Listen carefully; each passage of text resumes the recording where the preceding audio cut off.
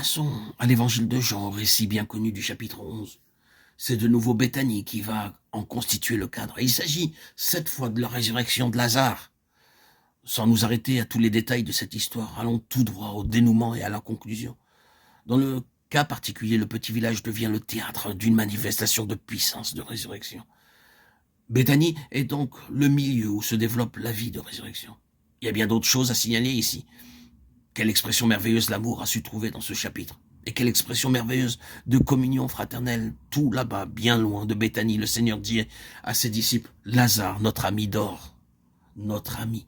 Non pas mon ami, mais notre ami. Il y a de la communion fraternelle là, pour qui sait lire entre les lignes. Oh, Jésus aimait Marthe et sa sœur et Lazare. Quel amour profond derrière ces paroles si simples. Tous ces traits sont des caractéristiques de Béthanie. Mais ce qui ressort plus que tout le reste ici, c'est cette manifestation de sa résurrection, la puissance de sa résurrection, la vie de résurrection. Ici encore, Béthanie est une illustration de cette église qu'il a résolu de bâtir lui-même. Nous le savons par l'épître aux Éphésiens, cette épître de l'église, comme nous l'appelons quelquefois. Nous n'avons pas besoin d'aller bien avant dans la lecture de cette lettre pour apprendre que Dieu nous a rendus à la vie avec lui. L'église est l'organe par lequel se manifeste au grand jour la puissance de sa résurrection. Et nous devons non seulement en faire un article de foi et un objet d'enseignement, mais nous devons mettre la chose à l'épreuve. Faire voir que l'assemblée telle que le Seigneur la conçoit est bien le lieu où se manifeste la puissance de résurrection et sa vie de résurrection.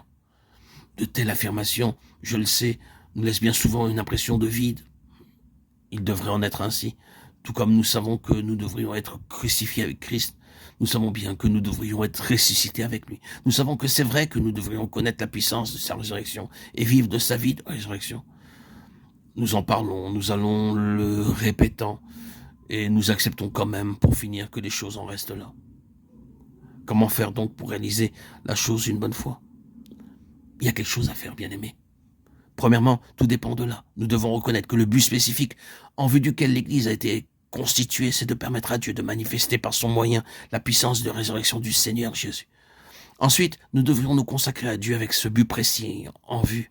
C'est là le chemin.